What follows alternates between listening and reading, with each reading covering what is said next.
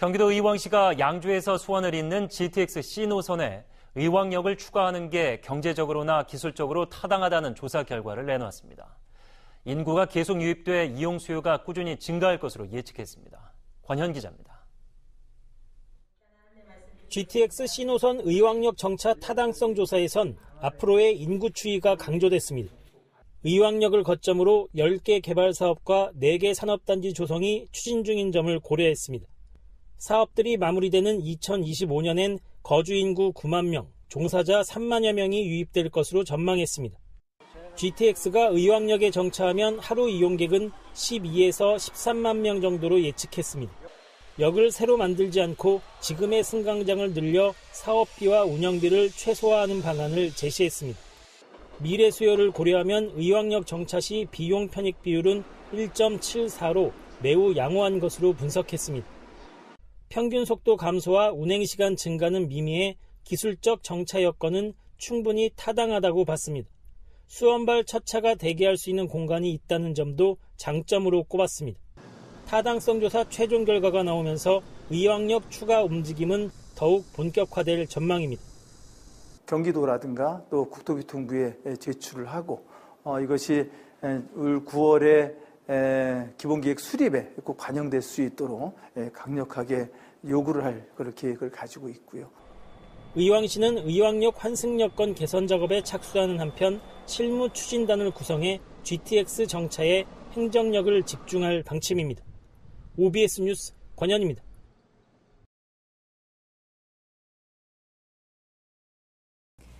GTX C노선 의왕역 정차를 추진 중인 의왕시가 지난 3월부터 진행한 사전 타당성 조사 결과를 발표했습니다.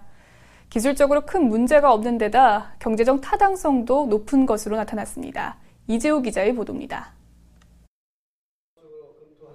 GTX C노선의 의왕역 정차에 대한 사전 타당성 조사 결과입니다. 의왕역 주변의 미래 교통 수요를 예측하고 GTX 정차의 경제적 타당성과 기술적인 문제를 분석했습니다. 먼저 의왕역 주변의 교통 수요는 크게 늘어날 것으로 예상됐습니다. 현재 반경 5km 안에서 12개 개발 사업이 진행 중인데 5년 후엔 인구가 9만 명, 출퇴근 인구도 3만 명 이상 증가할 것으로 보입니다. 기술적인 문제는 크지 않은 것으로 나타났습니다. 의왕역의 규모가 워낙 큰 탓에 GTX가 정차해도 추가 시설물 설치를 최소화할 수 있고 의왕역 정차로 인한 전체 운행 시간의 증가도 41초 수준에 불과하다는 분석입니다. 경제성은 인구 증가와 함께 교통 수요가 늘어나면서 비용 대비 편익이 1.7을 넘는다는 결과가 나왔습니다.